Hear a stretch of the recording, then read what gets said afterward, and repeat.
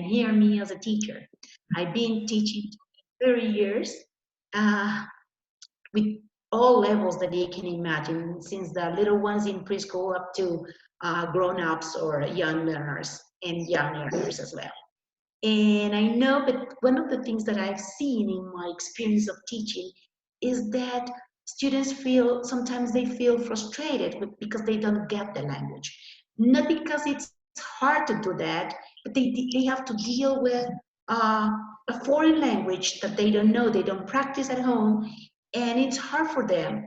So I'm going to give you and share with you some ideas and strategies in order to make them learn in a easier way, okay? And probably you are not traditional teachers anymore, because nowadays with the situation that we are facing right now with the coronavirus and everything that's happening around us, we have experimented a lot of situations that are not common. They are really uncommon, like faced with the technology, or trying to use these platforms and dashboards in order to support our teaching in the best way with our students, okay? So it's important you to manage this kind of tools in order to help them to learn using these technological tools. And inquiry-based learning, which is the topic that we are going to talk about today, helps you and gives you enough support to make students learn in an easier way. Okay, so we're going to start sharing my screen. So you're going to see my screen right now, but I'm going to show you the PowerPoint presentation, okay? So if it is clear, I just want to start with, sorry, okay, let me see if I can put this, which is better. Okay, as you see, this is my presentation personal card. You can contact me. This is my email, and this is my WhatsApp from Ecuador. Sorry for this zero, it doesn't apply and outside it. It's okay, okay? So here's my emails. Okay, and now we're going to start with this really important poll. I want you to read these 10 reasons to use inquiry-based learning. Which is the one that applies most for you, or mostly for you, okay? Take your time to read them, please.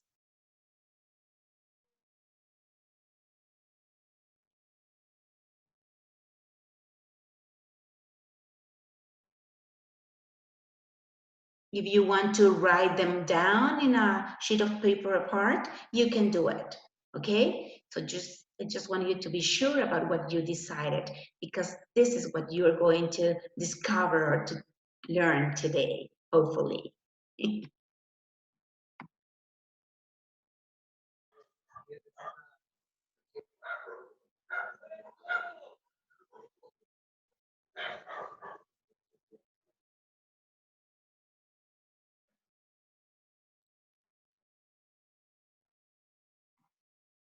Okay, if you are ready, if you already chose your best option, I would like you to complete the poll. Okay, so this is the poll that you are going to choose from. Okay, so you have the 10 reasons there. Just click on the circle that you chose.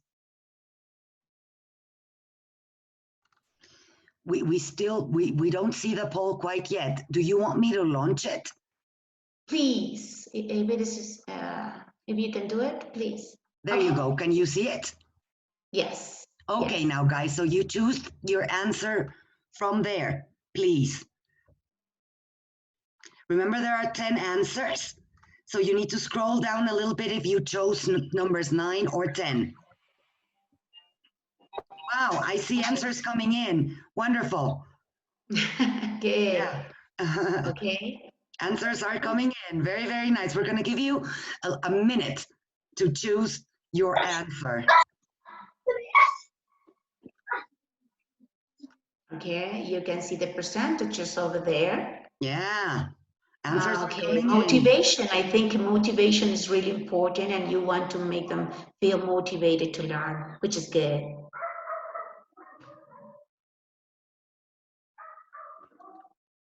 Okay, one more minute, and I'll stop the poll. Mm-hmm.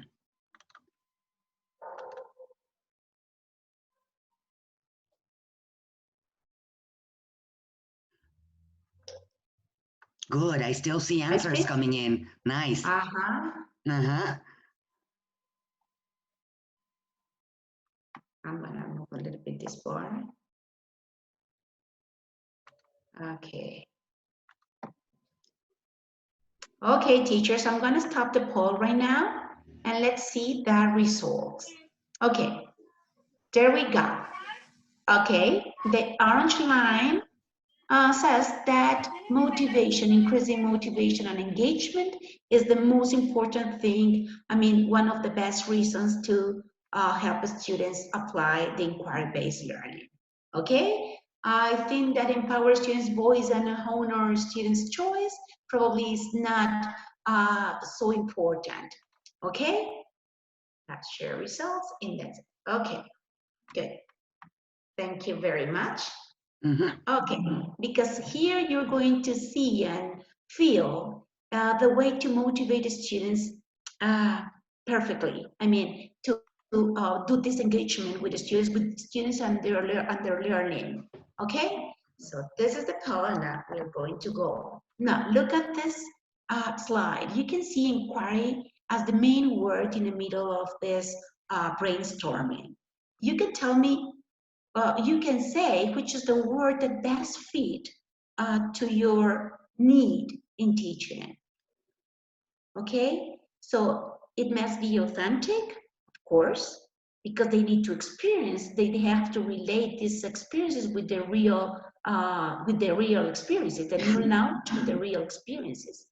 And you need to promote or foster lifelong learners.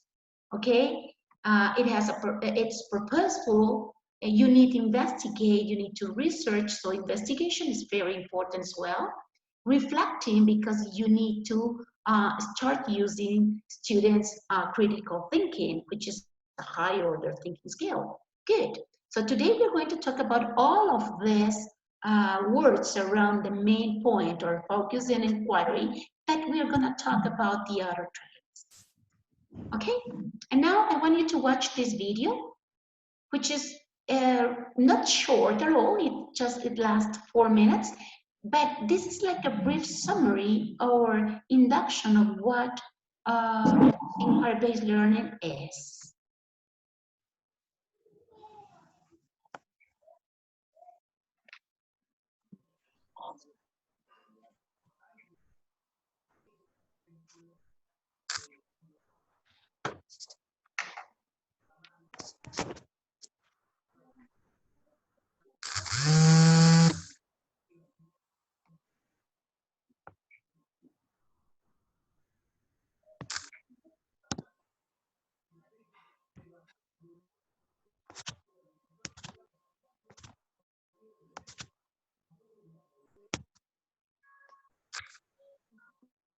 No, no, no, no, no, no, no.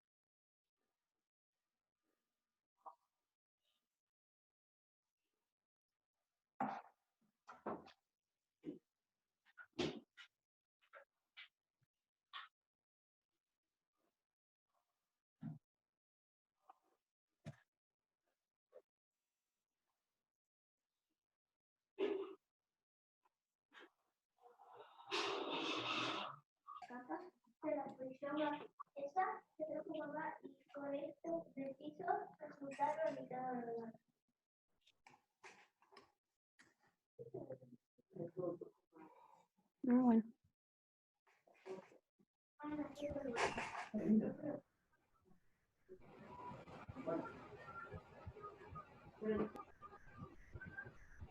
Lucy, dile que baje el volumen.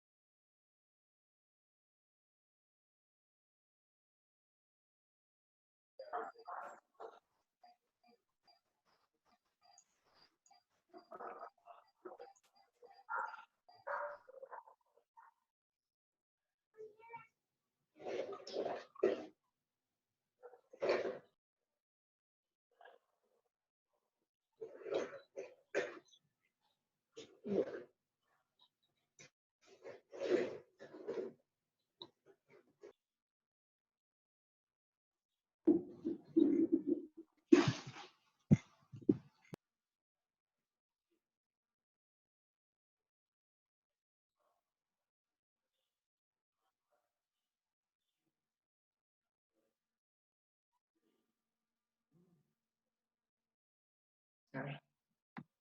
Okay. Okay, sorry. There is something wrong here. Let me see if we But can. still, Lore, they can read the information on the video. People are a lot more worried about listening than reading the information. Okay, so you want me to go ahead to keep going? Because I'm not sure everyone's reading what's on the video. They're more worried about listening than reading the information. Yeah. So Okay, you might it's the just want to audio go working. ahead. Yeah. Okay, it's okay. Now, this is these are the two questions that concern to our job. It's important learning to read or reading to learn. Which of these two statements are the ones that applies to your teaching? Of course, both. Learning to read, because you start teaching how to read since the very beginning. I mean, for the little ones, for the slower or lower levels, you teach them how to read, how to start the process of reading and writing since the early stages. But what happened with reading to learn? This is more than what we expect for. I mean, when they read to learn, they can know how to read for any other problem and give it the solution of that, because they already comprehend, they already understand how to read anything that they would like to or they have to.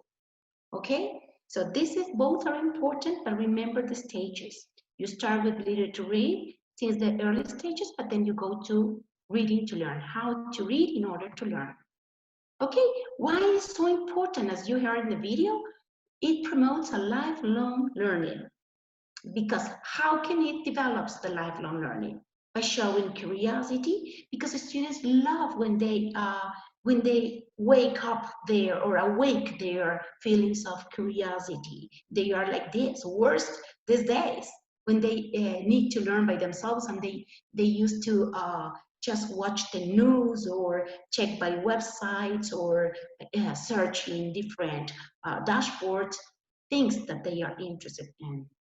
Okay, by seeking and valuing diversity, yes, that's for sure, because they need to value this, especially nowadays. Okay, by persisting and seeking out new solutions, because we need to develop our students' skills in problem solving. So we need to develop, we need to help them and support their problem solution skills. By using your unique talents, because all of them have their unique talents, their own intelligence, their own ways or style of learning, and we need to take advantage of them, okay? So we can promote a positive change in them. And by learning and applying technology tools to solve problems. This is very important. And this is one point that it's really, that really concerns to us right now, okay? Actually, we need to find the different tools in order to learn in this way by using technological tools. Okay, and look at this cycle. These are the 5 A's you can see that you can use them in order to make students learn with this cycle. Engage, explore, explain, elaborate, and evaluate. Okay, so these are the 5 A's. This is a circle, but of course you can use at any order that you want to do it, depending on your students. But of course, in the end, or at the end, this is your choice. Okay, so engage is like how to motivate them with a challenging situation. That's important to set up a challenging situation so they can feel motivated and engaged with.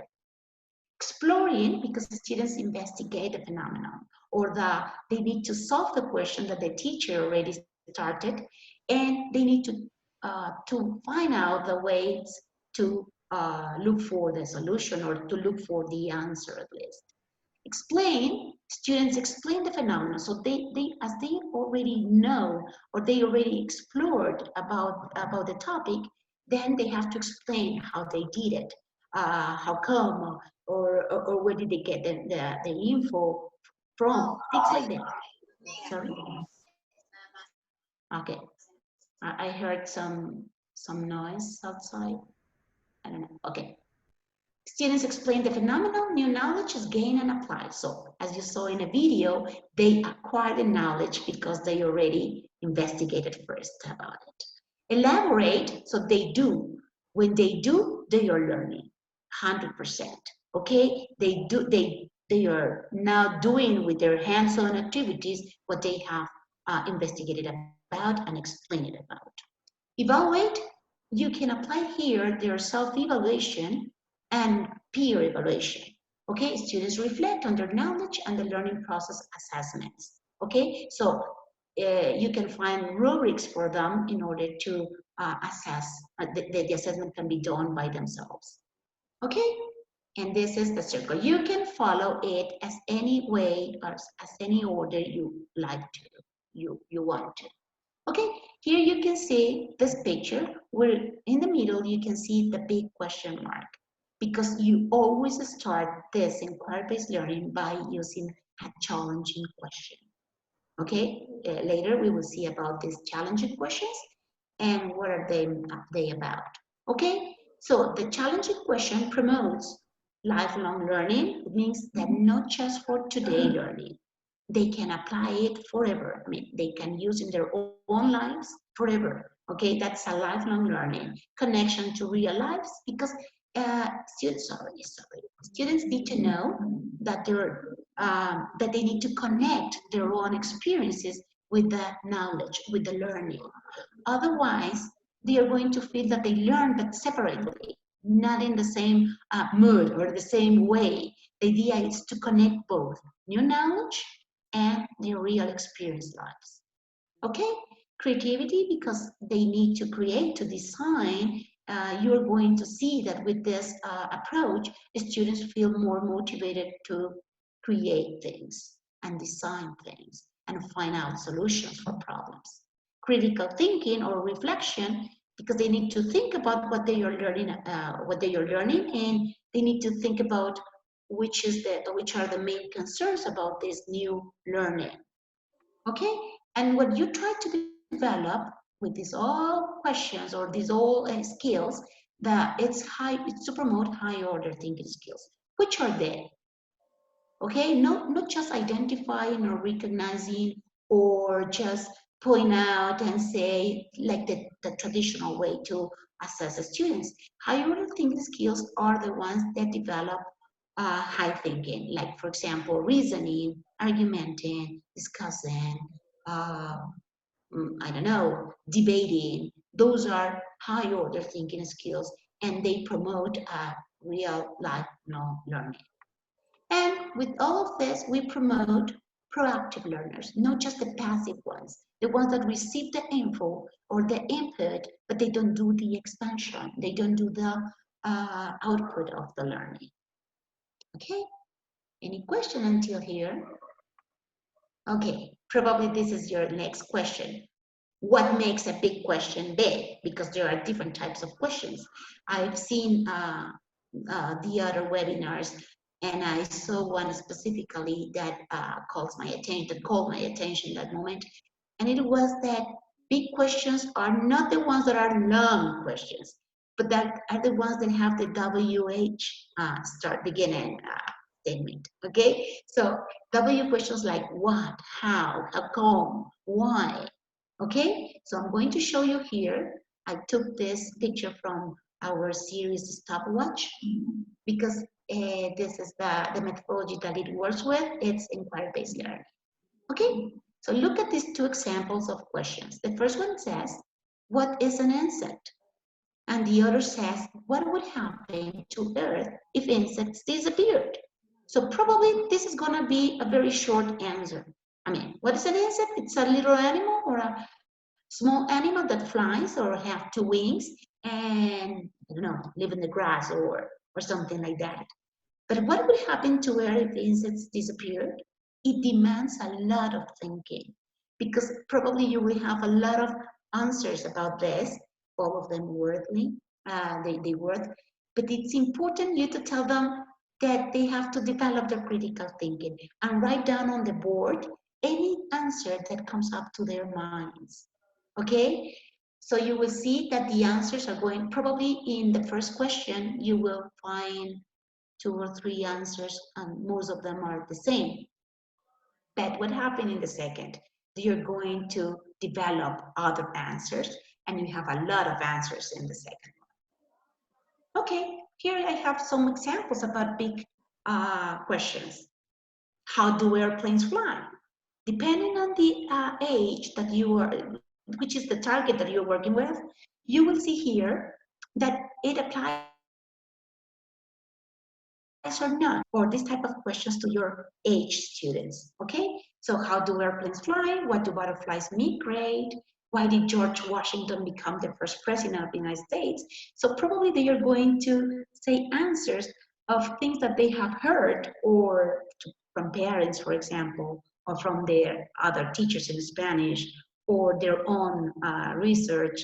Okay, things like that are going to happen in the classroom, but you are now brainstorming their critical thinking. Okay, and here we have the big inquiry question. Okay, the same question mark here, and here you can see some concepts, or which is the way, as you saw in the video, how you start the cycle of teaching them with inquiry-based learning. First of all, the key concepts. So you have to be clear that concepts, topics, themes are going to be included in inquiry-based learning. It's inside, of course, it's inside of them. Transferring knowledge to new situations, okay? It's not just putting the information inside students' brain. It's to make them develop these situations, applying to their own lives if it's possible, okay? Authentic experiences, something like that, but in a very, in a higher level. Cooperative learning, that's very important because this is the way we learn nowadays, by sharing our findings, by giving opinions, by having, I don't know, other comments, other points of views. So this is cooperative learning or collaborative learning, which is that sharing with partners. Okay, that's mandatory in inquiry-based learning. Then you can develop the cross-disciplinary integration because with the same question, you are not going to teach them just language, English per se. No, you are going to teach other disciplines or other subjects. For example, with a question about the insect, you can develop language, of course, because they are going to talk about probably adjectives, pronouns, nouns. But what about the other subjects? Probably science is going to be included there. Social studies, if you want to talk about specific insects that, for example, live in the plains or live in the jungle, I don't know. Okay, but this is the idea, to integrate the language as well. And working with these 5 statements, you can go ahead with inquiry-based learning. Okay, and now we are going to see which is the difference between traditional classroom and inquiry classroom. As you can see, the traditional classroom, teacher gives all the information. She's the one that knows everything. Here we call them the non plus ultra in Latin. It's a Latin phrase. But that's true. Teachers know everything, and they are going to transmit the information to the students. But in an inquiry classroom, teachers facilitate and guide the students to understand how to get and make sense of the mass of data. So you facilitate, you guide as teachers. You are not the one that knows everything and you transmit to the students. Okay, that's not the idea. You can monitor their knowledge, but that's it. They have to construct their own knowledge. Okay, later on. Students' goals are to master content, memorizing facts and information. Yes, they memorize the information, and at the end of the process, they have to give a test or do a test in order to approve or do a good job about the level or the knowledge that they know. But it doesn't guarantee that students are going to learn a lot or are going to learn at all. Okay, so in ProjectBased Learning, students' goals are to use and learn content, but as means to develop information processing, okay, and problem solving. They need to present a solution for a problem. So in that moment, their goals are different, not just memorizing what the teacher taught them or told them. Okay, in here, lessons are organized for whole class approach. I mean, traditional method says that you have to teach them with the same lesson, but you are not taking into account. So you are not taking into account that the students are different and they have different learning styles, as I told you since the very beginning of the session. Okay, they learn different ways. So lessons must be different. Okay, and here you can apply inclusive education, you can apply mixed ability classes because lessons are different. Many lessons focus on small group instructions. Okay, in inquiry-based learning, that's the way it works. Mini lessons or mini lectures. Okay, you can call however you want.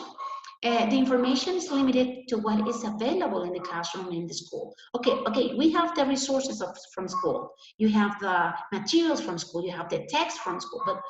But you need to find out a lot of resources. I remember one student once that he told me, "Teacher, we need to look for the Discovery Channel website." And I told him, "How come? What it for? What does it gonna be useful for?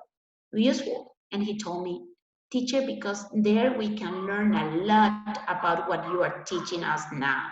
And it was about endangered species. Okay, I remember this. This is an anecdote that I can remember. That because they have the access to this type of resources. So the teacher needs to be very updated in order to teach in the best way. Okay. Technology focus is on learning about computers rather than its application. So you can see, maybe they manage computer gadgets and everything, but they don't know how to use the information as an advantage of their learning. Technology is used to connect the students with local and work communities, and that's for sure.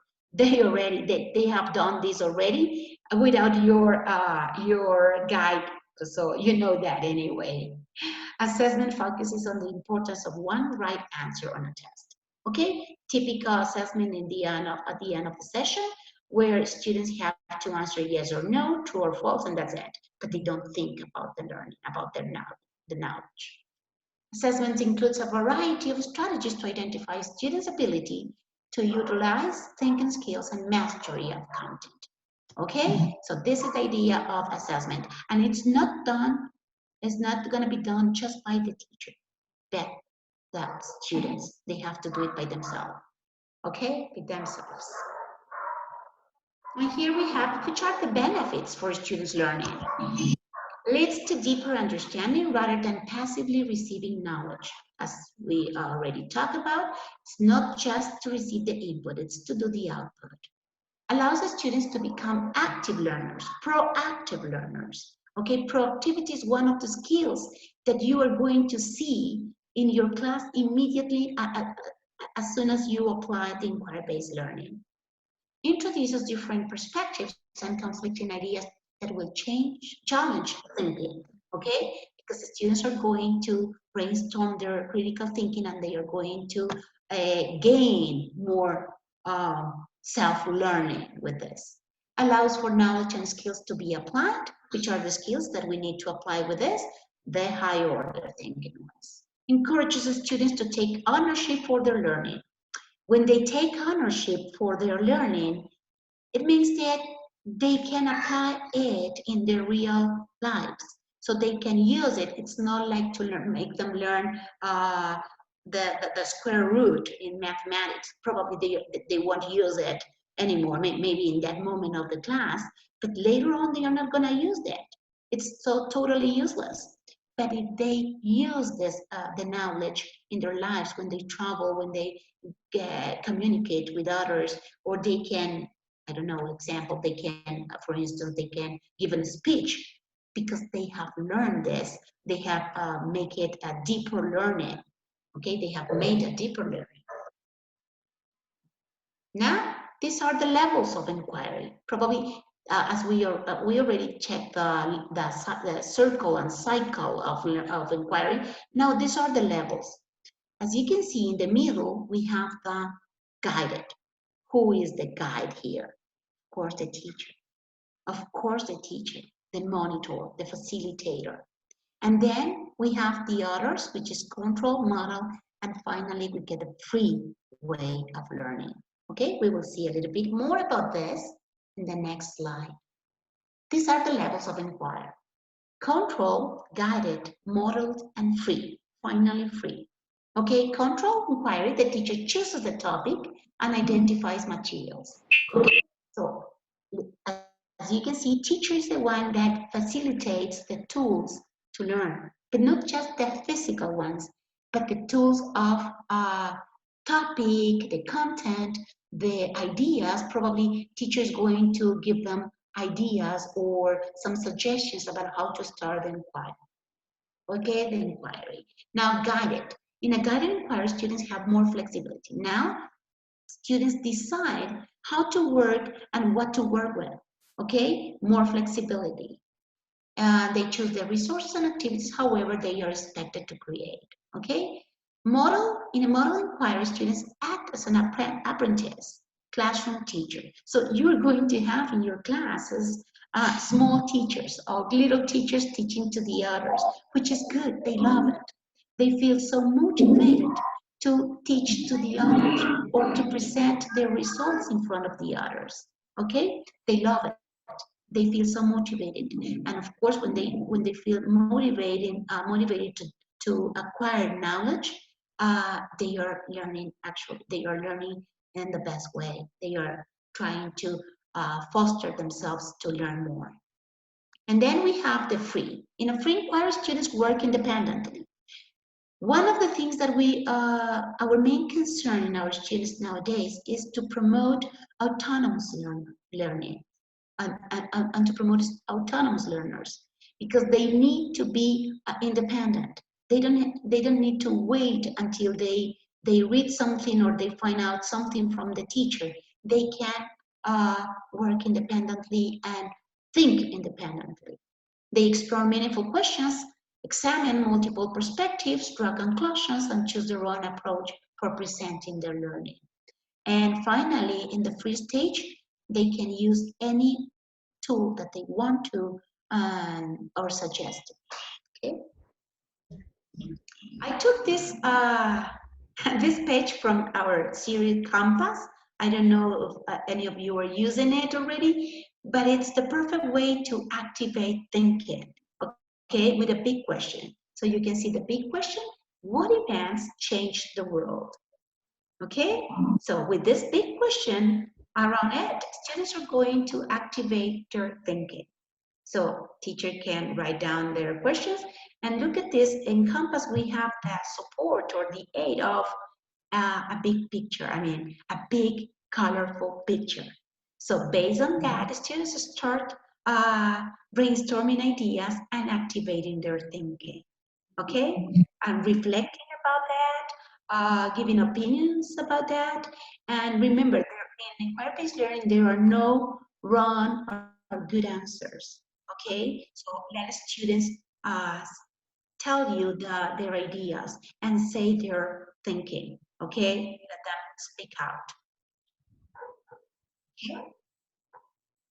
And here we have something that is typical, or it's really common in our duty of teaching. Doing projects and project-based learning are two different things. And here you will see why they are really different, okay? Doing projects, as you can see, teacher has knowledge. Okay, we know we have the knowledge in our hands, and now we are going to deliver it. We are going to transmit it. Teacher gives directions to students and they have to follow them. That's the way it works. And then students learn facts by following those directions. And then they have to present us at the end of the unit, they have to present a test or a project that can be done based on what they have learned before. Okay? Sorry, my computer is touch, and that's why sometimes I skip the slides. Okay. Then we have teacher project-based learning. The teacher asks a question. As I told you before, we always start with a question. Teacher asks a question, and then students devise their own directions. Okay, with this information, they can devise it. They can use it the best way. Students test and revise their own directions. They check that out. If they are fine, if they really fit with that, what the teacher has announced or has taught before or has guided before, then they can devise these directions. They can guide these directions by themselves. Then students learn information and develop skills. In here, students develop their social skills as well with cooperative learning or collaborative learning. So they are going to share findings, they are going to talk about what they have found, or to analyze, to listen to other opinions. Remember that in collaborative learning, students develop their values, their, their moral and ethic behaviors. Okay, students apply their knowledge, skills to solve a real world problem. Now, here comes the moment where they switch their thinking in order to solve a problem, a real problem. So that's why, and then they are going to be able to ask the question. Okay, the question that starts here. Okay, here we have different types of resources. ICT. This concerns a lot for us right now, especially. Actually, if we are not in ICT skills, we are out, totally out. So that's why we have this, I wrote here some tips. Research info among students, classify it, comparing, classifying, remember our high order thinking skills as well. Compare info so they can see if they have differences and similarities with their partners' infos. Then share them, present them, and looking for other choices or alternatives, okay? Because there's not just one right answer. They can find their own alternatives to the same question, to the same problem, okay? And by using, of course, the investigation, the research. Okay, another idea are the graphic organizers. I have found that they are really useful in our class. Sometimes the students, for example, myself, I love to visualize things. Of course, this is my own opinion, but that's my type of learning, by visualizing objects, things. I love colorful pictures. I love to see concrete objects. And students like to check the information by using, most of them like to check their information, to learn information by seeing, by watching this kind of resources or tools. Here I have, and to synthesize and summarize the info, they are really useful for. You can use it, the prediction chart, cause and effect, problem solution, the Venn diagram, in order to make them compare and classify, to brainstorm ideas. You can start with the umbrella chart, where students can find their can write down their own ideas about the question here, their different answers, for example. Here we have like a main events quilt just for recording events. Okay, if you want a prediction chart before reading and after reading, if they problem and solution, cause and effect, all of them are really useful. There are a lot of them, especially in history. People use these timelines charts and they love it. And students love it because they can visualize time periods and they can assume and verify some historical contents that are hard to deal with, okay? And then collaborative work, as I told you before, it's important because we can develop these tips or these strategies inside the classroom. Sharing ideas. This is very important to listen to the others. And that's how the real life is. When you start working in a formal job, you need to share with your colleagues. When you decide to marry with someone, you need to share with your wife or husband, and you need to share your ideas and present your points of view, of course. Values. What type of values are you going to develop in here? Generosity, for example.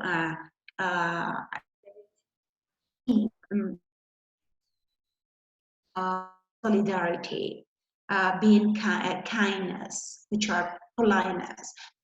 Those are types of values that we can develop among our students.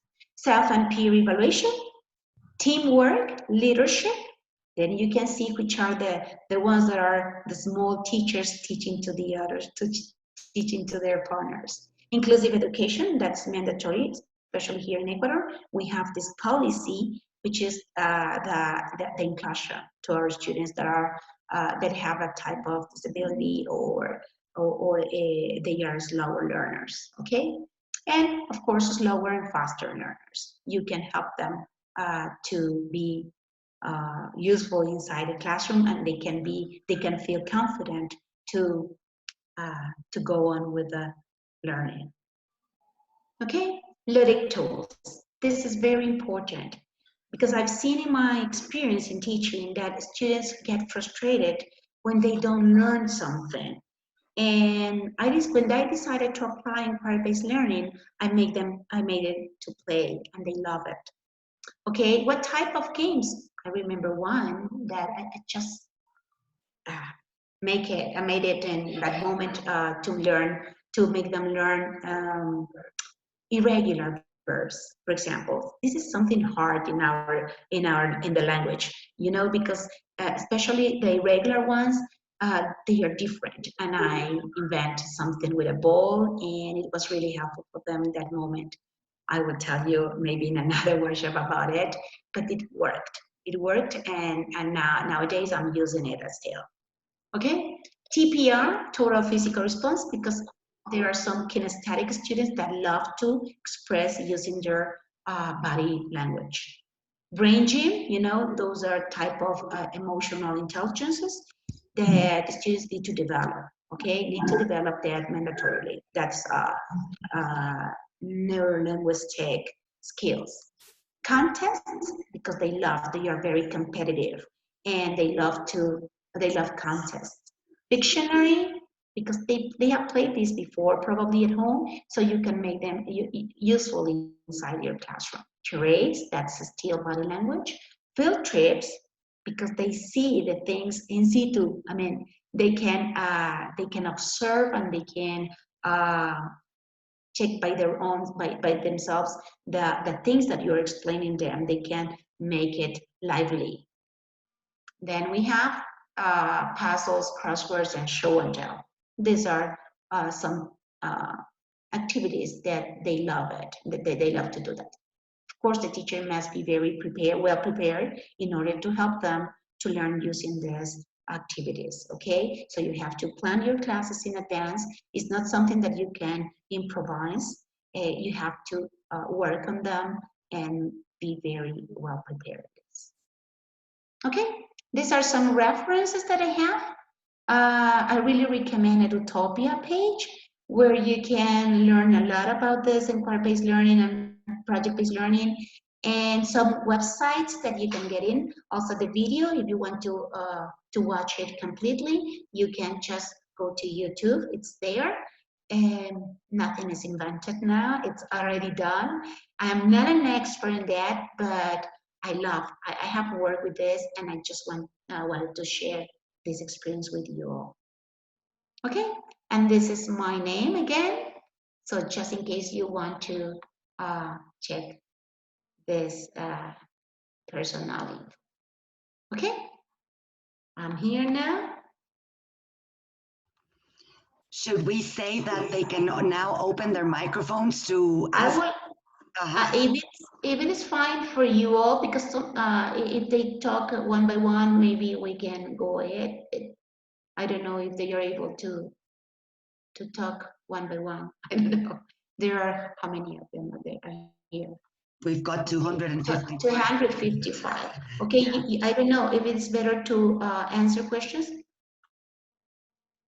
Okay, can you see me on screen?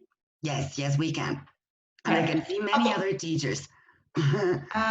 Thanks for the information. Yes, very interesting. Thanks. You very much for sharing this info. We're many in the webinar now.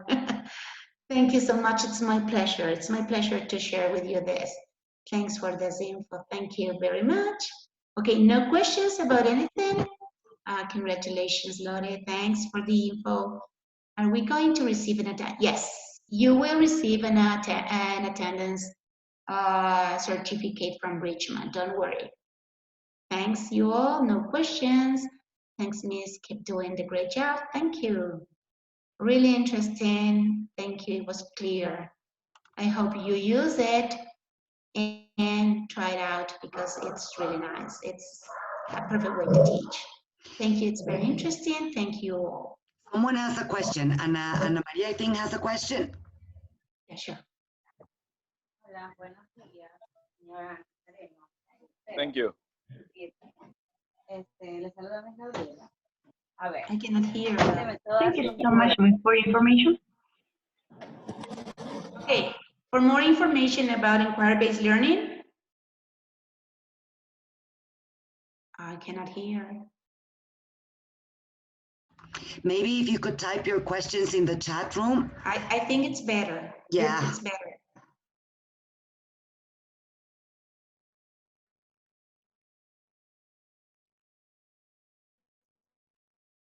Thank you all. Okay, my pleasure.